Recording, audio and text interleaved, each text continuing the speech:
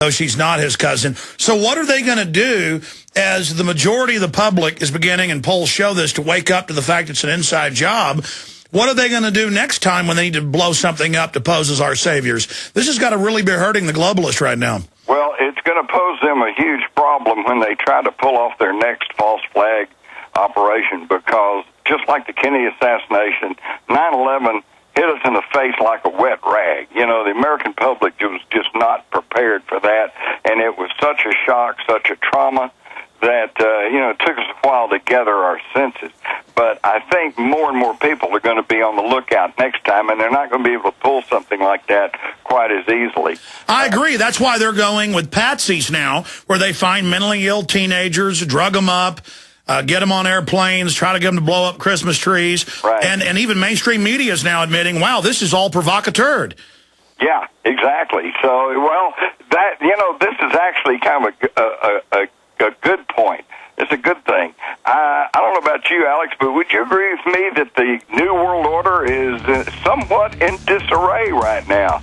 They're kind of running for cover, and they're trying to cover their backsides, and they're not really quite clear on exactly which way they should go. I agree with you. Let's come back and talk about WikiLeaks, and we'll get into the economy and where you see it going this year. His book's available. It's a New York Times bestseller. It's The $1 Trillion Conspiracy. We got it at Infowars.com in the shopping cart. If you want to support Jim Marrs and Alex Jones. I get excited when I think about the fact how much traction Liberty's getting.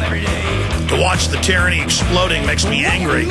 But I know it's a defense mechanism by the globalists, knowing that their time is short. They're hoping that the pre-programmed fake Christians, it's only a 150-year-old doctrine or less, keep thinking it's the end of the world and the rapture with all these Hollywood movies about it, so they all stand down and think, it's a foregone conclusion, give in to evil. No, it's not, and we're not going to give in to evil. And we can get the 100-year reprieve like Nineveh. You know, it just shames me that it was Christians that led the fight against slavery in this country. Before that led the fight to start our nation. And to see Christians being some of the biggest supporters of evil makes me sick, because you're not Christians. You're following this Masonic, Christianoid garbage. Now, before I go any further, another thing, Masons will say, well, we helped found the country. We're fighting tyranny. Really, where are you? Half these cops are Masons out there destroying the Bill of Rights. In fact, we'll talk with Jim Marrs about that, where he thinks Masonry sits in all of this, at least the Illuminati version of it that Washington wrote about and warned about. But going back to Jim Marrs, legendary researcher and author, multiple-time New York Times bestseller, good old-fashioned straw hat police crime beat reporter, JFK research grand poobah. His book, along with one other book, were integrated into the film. Robert Grodin, of course, was seminal as well in the JFK film with Oliver Stone.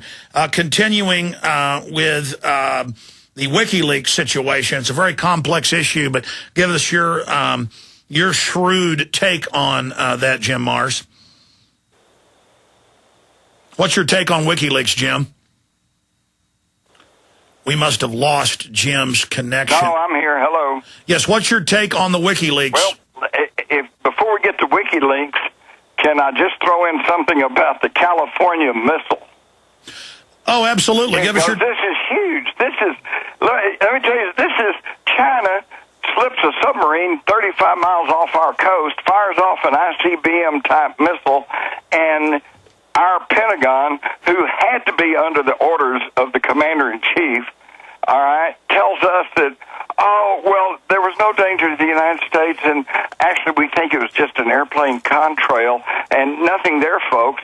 Alex, this would be like Hitler invades Poland in September of 1939, starting World War II, and our media says there was a traffic jam on the highways in western Poland this morning.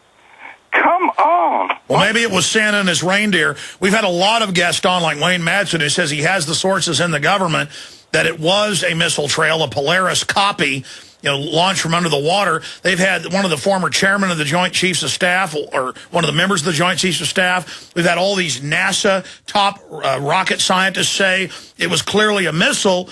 but then the government says it was a condensation trail. Here's the London Telegraph today. This has been announced by the Chinese military. China preparing for armed conflict in every direction. China's preparing for conflict in every direction, the defense minister said on Wednesday in remarks that threatened to overshadow a visit to Beijing by U.S. counterpart next month. Quote, in the coming years, our military will push forward preparations for military conflict in every strategic direction, said Lang Guangail. An interview published by several state-backed newspapers. We may be living in peaceful times, but we are never forgetting war, never send the horses south or put the bayonets on the guns away, he said. And remember, over 98% now of rare earth minerals are coming out from Chinese buying up the areas in Africa, South America, and Australia. And the globalists and the CFR have done this by design.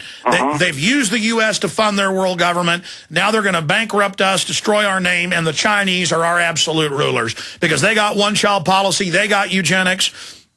I mean, you know, they want to put lithium in the water. They are the future, and this is it.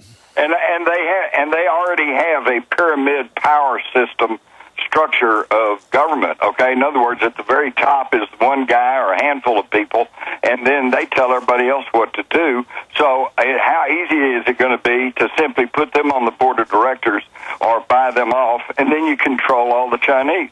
And by the way, if anybody's doubting this, there are literally hundreds of mainstream news articles I've seen worshiping Singapore, run by a communist Chinese individual who went to Oxford and is admittedly MI6. He stages the kick out of the British in the 1960s. He takes over, and National Geographic admits in their January issue from 10 months ago or so, or 11 months ago, earlier this year, they admit in here that the Singapore model is a test and that this is going to be the model of the world, and it's total fascism. I'll show folks a document cam shot of this, where they have giant all-seeing eye telescreens with troops, where you're executed for criticizing the government, and they just say it's wonderful to be slaves. They say they basically believe in eugenics and that we're animals and that we want tyranny. And, I mean, it is just so crazy to see our media introducing evil as if it's a good thing. And China, and they admit China is now going off the Singapore MI6 model. Yep. And the thing is, they're all basing this on the current scientific dogma, which says it's all in our DNA. You know, whatever your DNA makes. Yeah, we don't have free will. We don't have any free will, except now they're finding out that, do you realize you can take the nucleus out of a cell and the cell continues to function? So in other words, it's not the brain, okay? Something else it makes us who we are, and it's not the genes, okay? The genes are just the means of reproducing and giving us motion, you know. Well, Jim, that's exactly. It's a con game to say you don't have free will, you're not allowed to have a view, nothing matters, but by the way, do everything we say, follow what we say. I mean, it's a mind trick. It's a Jedi mind trick to say you don't have any free will, you're an animal, so you're my slave. That's right. And what's wild is that they've always pointed to the science to say, see, science shows that we're just these biological robots at the mercy of the genes or whatever, and yet cutting-edge biology is showing us quite the opposite. And that it's the environment, it's the experiences. In other words, it's the universal energy that guides us, not the biological gene. Well, God, if you will. I mean, mainline science is now saying that DNA is a receiver of some type. Right. So where's the transmitter? It's incredible. I mean, look, we don't know 1/1,000,000th of what we really are. That's true. But we're told to listen to the hired experts who say, oh, well, here's who you are, you know. So in other words, we're down to a situation where it's just like whether you're a witness in Dealey Plaza in 1963 or whether you're watching the plume go off the California coast on November the 8th, it comes down to, well, who are you going to believe and trust, your government or your own lying eyes? It's incredible. Give us your breakdown on what this means, what the message was from the Chinese right as Obama was meeting with them. Yeah, well, that's the key to point, is the timing, okay? First off, a few months before, we had conducted naval exercises in the South China Sea, and we were firing off missiles and doing all this stuff. We were flexing our military muscle at China, in preparation for Obama's trip over there, where he's begging them to continue to take the U.S. dollar as a trading. And their message was, we can blow L.A. off the map in 5 minutes. Exactly. Exactly. So they were it was tit for tat. It's saber rattle for saber rattle, except here's the thing, the Pentagon and the government cannot admit that was a Chinese missile, even though it was not aimed at us. It didn't blow up. It didn't cause us any harm. It was just a little show of force. But they can't admit to it because, think about it, Alex, if they admit that the Chinese are able to slip a submarine up to within 35 miles of our coast and fire off a large missile, then the trillions of dollars that we've poured into our anti-missile defense system is wasted.